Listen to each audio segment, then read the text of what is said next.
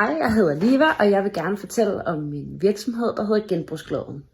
I 2021 søgte jeg ind på entreprenørskab og design, men jeg kom desværre igen, så derfor tog jeg sagen i egen hånd og startede Genbrugsklæden.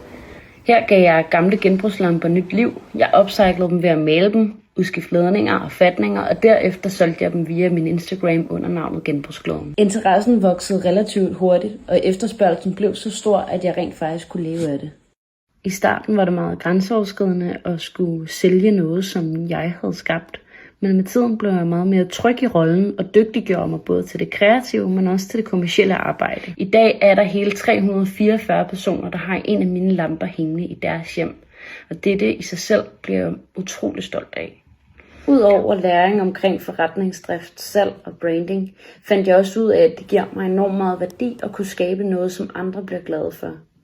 Det er helt sikkert noget, jeg vil tage med videre i mit arbejde med design.